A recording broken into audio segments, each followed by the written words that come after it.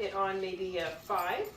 Charlie, I say place, and as I say place, I'm going to touch the button, and then I'm going to reward him, and I'm going to use another command, so off I do this again. So I'm going to say break, it comes on, good. I'm going to say break. When I say break, I'm going to toss the food down. That's going to help motivate him to get off. Now, one thing I do notice with this dog I have to watch for, because I have other dogs with me, is that he has a bit of resource guarding. So I am going to watch to make sure the other dogs are going to go near the food, because that's been something that I've noticed. I've given them steer sticks earlier today, and he was quite protective of his steer stick, not to me, but to the other dogs coming into the vicinity. But he did pick up another dog's bone, and I told him to drop it. He didn't, so I gave an e-collar response to drop it, and he hesitated, but he dropped it. So just that little bit of hesitation and that little stare he had, and that little intense stance he took, told me a lot about his personality, right? So yeah, just have to be careful. So again, I'm going to have the food in my hand. Say place. Good. I'm going to give him a treat. I'm going to say break, and throw the food down on the ground for him to get. And I'm going to say place. Good.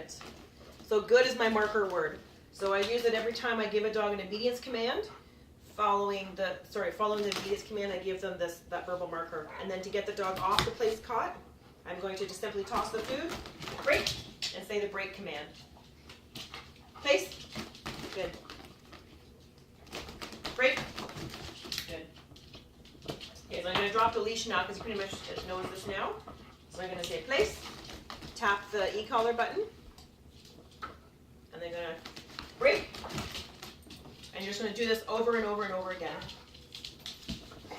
Place. Good. Break. Good. Place. Good. So every time I say place, I am tapping on the e-collar on level 5. Level 5 out of 100. Okay? I'm going to say break.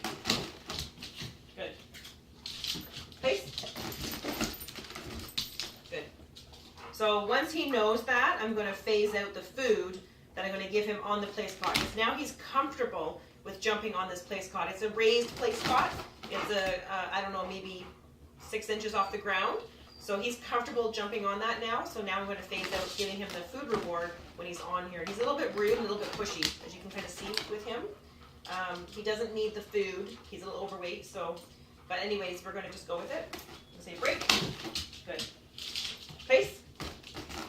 Good. Okay. Break. Good. So no food reward once he goes on there. Place. Tap the black button every time I say place, and I just lied. I just gave him a piece of treat. Break. So as you can see, he just anticipated, which is fine, but I'm not going to reward him for that, and I'm not going to ask him to get off. So I'm just going to guide him off and then ask him to do something I want. Place. Good. Break. Place. Good. Break. Charlie? No. Okay. Okay. Place. Good. So once in a while I am giving him a bit of a treat, okay? Break. But when I do that consistently, I'm not going to be giving him a treat for that. Zeus. Place. Good. Break. Charlie, no. Here. I don't want her getting bit. Place. Okay. Break. Charlie, no.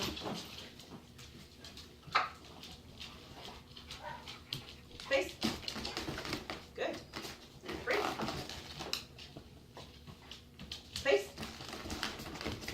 And break.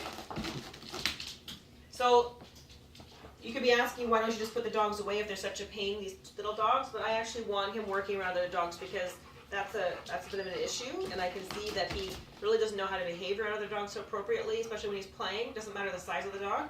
So I want him to be okay with other dogs around him when I'm giving him food rewards. So I am using my foot to block the small dogs. Little Charlie kept coming in, so I just blocked her with my foot.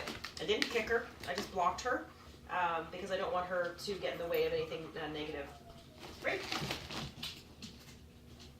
Zeus. Place.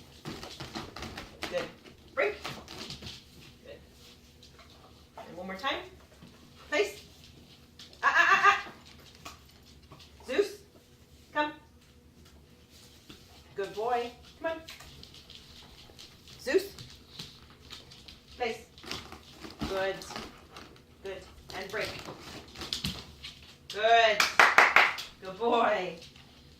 Good boy.